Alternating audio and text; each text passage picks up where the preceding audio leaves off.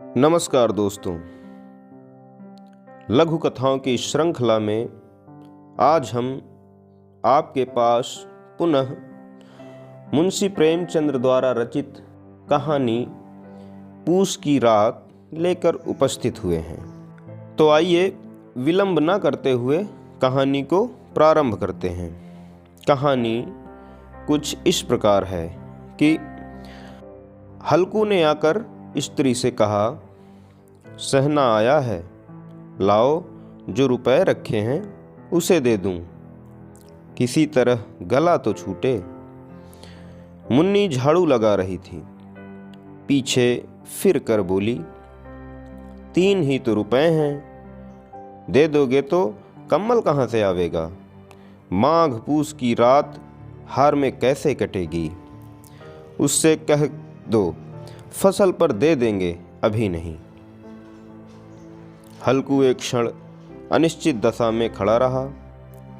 पूस सिर पर आ गया, कम्बल के बिना हार में रात को वह किसी तरह नहीं जा सकता। मगर सहना मानेगा नहीं, घुड़कियां जमावेगा, गालियां देगा। बला से जाड़ों में मरेंगे, बला तो सिर से टल जाएगी। यह सोचता हुआ वह अपना भारी भरकम डील लिए हुए स्त्री के समीप आ गया और खुशामद करके बोला, ला दे दे, गला तो छूटे। कम्बल के लिए कोई दूसरा उपाय सोचूंगा। मुन्नी उसके पास से दूर हट गई और आंखें तरेरते हुए बोली, कर चुके दूसरा उपाय, जरा सुनूं तो कौन सा उपाय करोगे। कोई खैरात दे देगा कम्बल, न जाने कितनी बाकी है जो किसी तरह चुकने ही नहीं आती। मैं कहती हूँ तुम क्यों नहीं खेती छोड़ देते, मर मर काम करो, उपज हो तो बाकी दे दो। चलो छुट्टी हुई, बाकी चुकाने के लिए ही तो हमारा जन्म हुआ है। पेट के लिए मजूरी करो, ऐसी खेती से बाज आए, मैं रुपए न दूंगी। हल्कू उदास होकर बोला, तो क्या गाली खाऊं। मुन्नी ने तड़प कर कहा, गाली क्यों देगा, क्या उसका राज है। मगर यह कहने के साथ ही उसकी तनी हुई भौहें ढीली पड़ गईं। हल्कू के उस वाक्य में जो कठोर सत्य था वह मानो एक भीषण जंतु की भांति उसे घूर रहा था। उसने जाकर आले पर से रुपए निकाले और लाकर हल्कू के हाथ पर रख दिए। फिर बोली, तुम छोड़ दो अब की से खेती।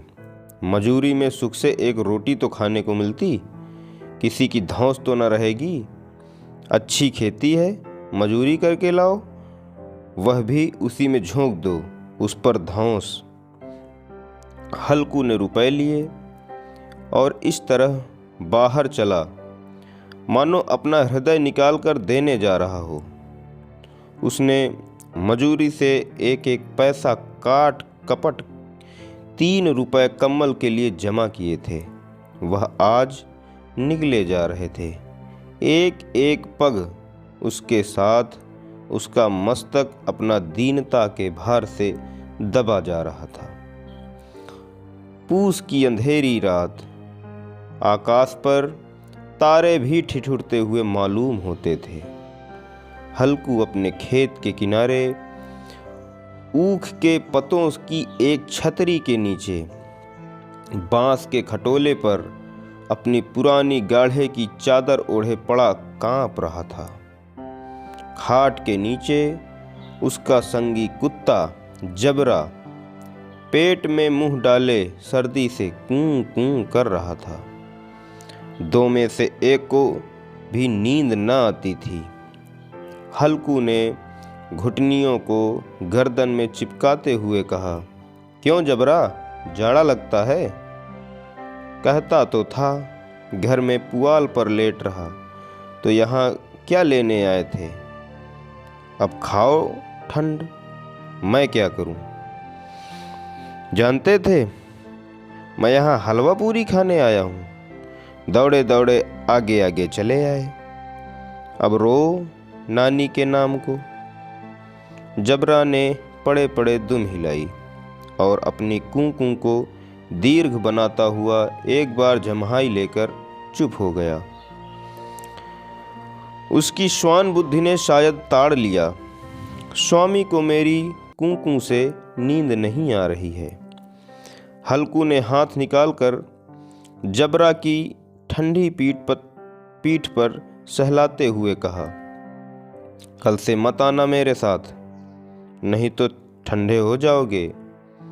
यह रांड पछुआ न जाने कहाँ से बर्फ लिए आ रही है। उठूं फिर एक चिलम भरूं कि किसी तरह रात तो कटे। 8 चिलम तो पी चुका। यह खेती का मजा है। और एक एक भगवान ऐसे पड़े हैं जिनके पास जाड़ा जाए तो गर्मी से घबरा कर भागे।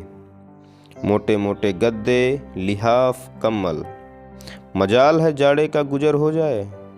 तकदीर की खूबी, मजूरी हम करें, मजा दूसरे लूटें।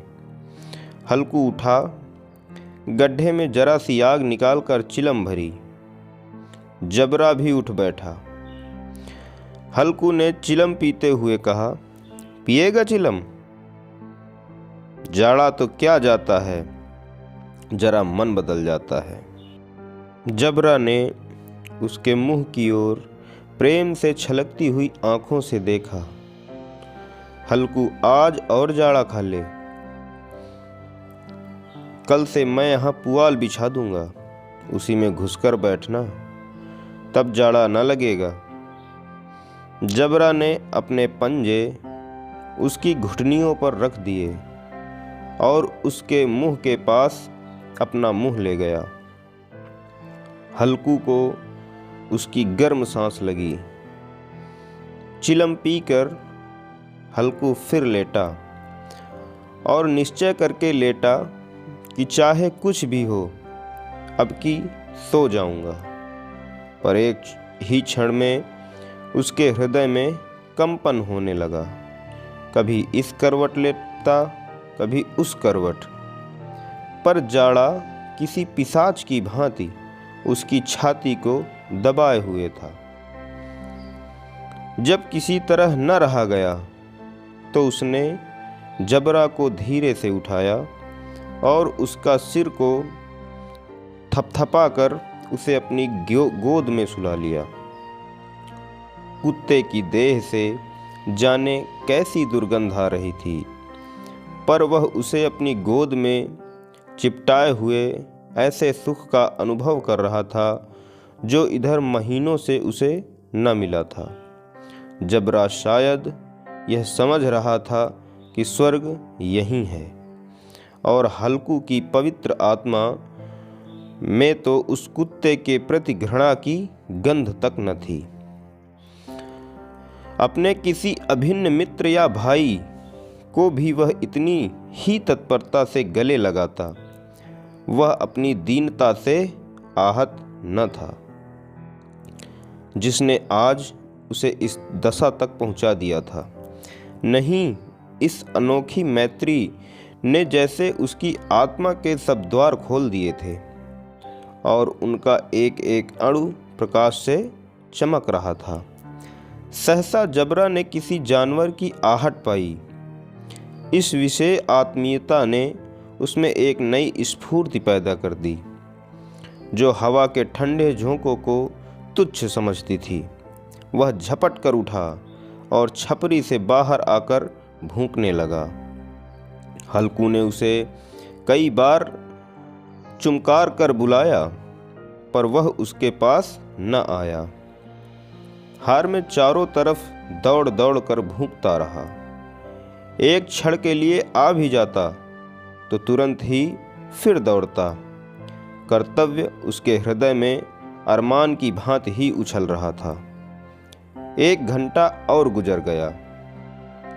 रात ने शीत को हवा से धधकाना शुरू किया। हल्कू उठ बैठा और दोनों घुटनों को छाती से मिलाकर सिर को उसमें छिपा लिया। फिर भी ठंड कम न हुई। ऐसा जान पड़ता था सारा रक्त जम गया है। धमनियों में रक्त की जगह हिम बह रहा है। उसने झुककर आकाश की ओर देखा। अभी कितनी रात बाकी है? 70 अभी आकाश में आधे भी नहीं चढ़े। ऊपर आ जाएंगे तब कहीं सवेरा होगा। अभी पहर से ऊपर रात है। हल्कू के खेत से कोई एक गोली के टप्पे पर आमों का एक बाग था। पतझड़ शुरू हो गई थी। बाग में पत्तियों का ढेर लगा हुआ था। हल्कू ने सोचा, चलकर पत्तियां बटोरूं और उन्हें जलाकर खूब तापूं। रात को कोई मुझे पत्तियां बटोरते देख तो समझे कोई भूत है। कौन जाने कोई जानवर ही छिपा बैठा हो। मगर अब तो बैठे नहीं रहा जाता। उसने पास के अरहर के खेत में जाकर कई पौधे उखाड़ लिए और उनका एक झाड़ू बनाकर हाथ में सुलगता हुआ उपला लिए बगीचे की तरफ चला। जबरा ने उसे आते देखा तो पास आया और दुम हिलाने लगा। हल्कू ने कहा, अब तो नहीं रहा जाता जबरू, चलो बगीचे में पत्तियां बटोर कर तापें। टाँठे हो जाएंगे तो फिर आकर सोएंगे। अभी तो बहुत रात है। जबरा ने कूं कूं करके सहमति प्रकट की और आगे आगे बगीचे की ओर चल पड़ा। बगीचे में खूब अंधेरा छाया हुआ था। अंधकार में निर्दय पवन पत्तियों को कुचलता हुआ चला जा रहा था। वृक्षों की ओस की बूंदें टप टप नीचे टपक रही थीं।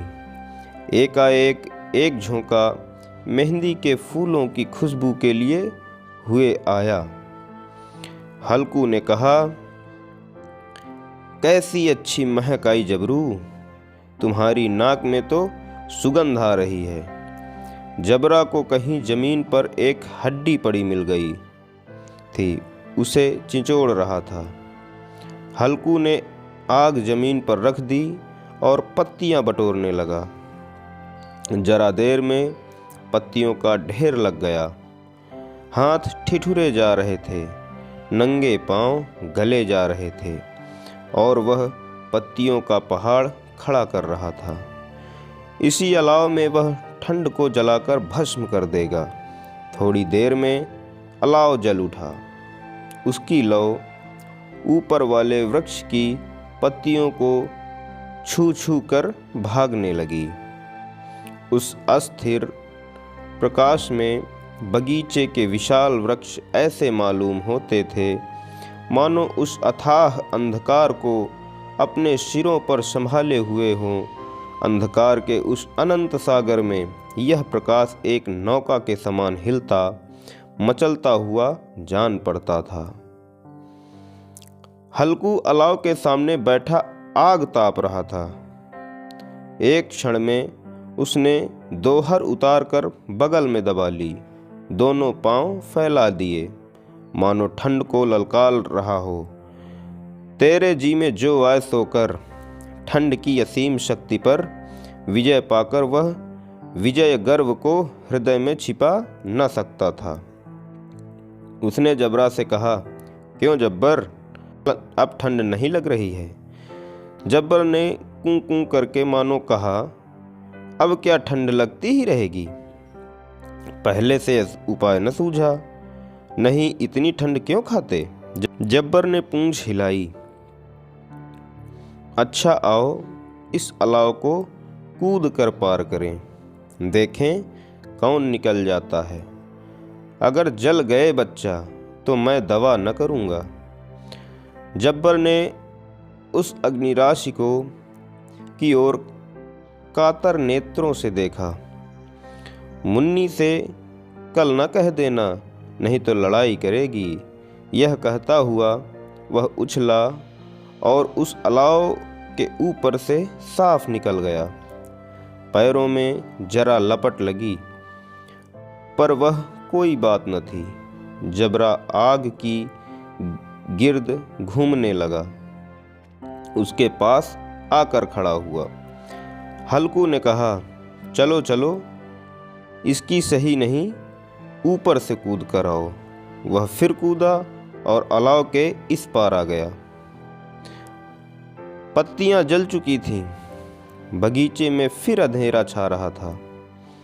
राख के नीचे कुछ कुछ आग बाकी थी, जो हवा का झोंका आ जाने पर जरा जाग उठती थी, पर एक क्षण में फिर आंखें बंद कर लेती थी। हल्कू ने फिर चादर ओढ़ ली और गर्म राख के पास बैठा हुआ एक गीत गुनगुनाने लगा। उसके बदन में गर्मी आ गई थी, पर ज्यों-ज्यों शीत बढ़ती जा रही थी, उसे आलस्य दबाए लेता था। जबरा जोर से भूख कर खेत की ओर भागा।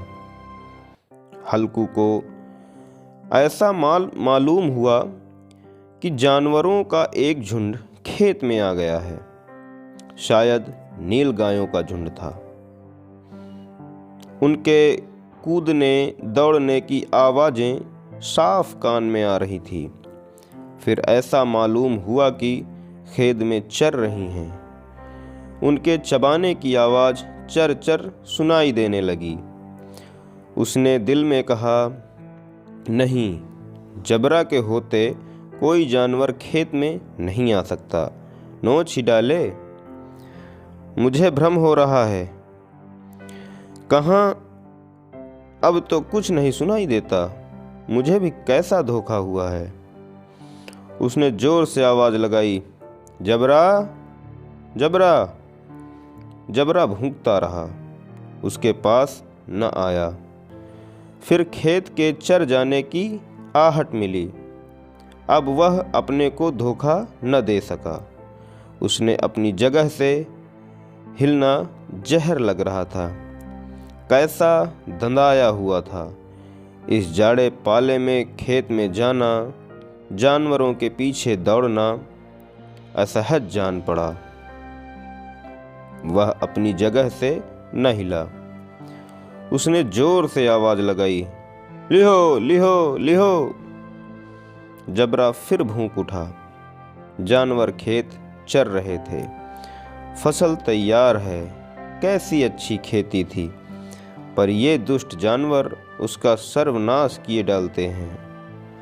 हल्कू पक्का इरादा करके उठा और 2-3 कदम चला, पर एकाएक हवा का ऐसा ठंडा झोंका, चुभने वाला बिच्छू के डंक सा झोंका लगा कि वह फिर बुझते हुए अलाव के पास आ बैठा और राख को कुरेद कर अपनी ठंडी देह को गरमाने लगा। जबरा अपना गला फाड़ डालता था। नील गायें खेत का सफाया किए डालती थीं और हल्कू गर्म राख के पास शांत बैठा हुआ था। अकर्मण्यता ने रस्सियों की भांति उसे चारों तरफ से जकड़ लिए रखा था। उसी राख के पास गर्म जमीन पर वह चादर ओढ़कर सो गया। सवेरे जब उसकी नींद खुली, तब चारों तरफ धूप फैल गई थी और मुन्नी कह रही थी, क्या आज सोते ही रहोगे? तुम यहाँ आकर रम गए और उधर सारा खेत चौपट हो गया। हल्कू ने उठकर कहा, क्या तू खेत से होकर आ रही है? मुन्नी बोली, हाँ, सारे खेत का सत्यानाश हो गया। भला ऐसा भी कोई सोता है? तुम्हारे यहाँ मड़ैया डालने से क्या हुआ? हल्कू ने बहाना किया, मैं मरते मरते बचा, तुझे अपने खेत की ही पड़ी है। पेट में ऐसा दर्द हुआ कि मैं ही जानता हूँ। दोनों फिर खेत की डांड पर आ गए। देखा सारा खेत रौंदा पड़ा हुआ है और जबरा मड़ैया के नीचे चित लेटा हुआ है। मानो प्राण ही न हो। दोनों खेत की दशा देख रहे थे। मुन्नी के मुख पर उदासी छाई थी, पर हल्कू प्रसन्न था। मुन्नी ने चिंतित होकर कहा, अब मजूरी मालगुजारी से भरनी पड़ेगी। हल्कू ने प्रसन्न मुख से कहा, रात को ठंड में यहाँ सोना तो न पड़ेगा। आशा करता हूँ कि हमारे द्वारा प्रस्तुत की गई लघु कथाएँ आपको पसंद आ रही होंगी। ऐसी ही रोचक कहानियाँ सुनने के लिए हमारे चैनल को सब्सक्राइब करें और वीडियो को लाइक तथा शेयर करें। धन्यवाद। जय हिंद।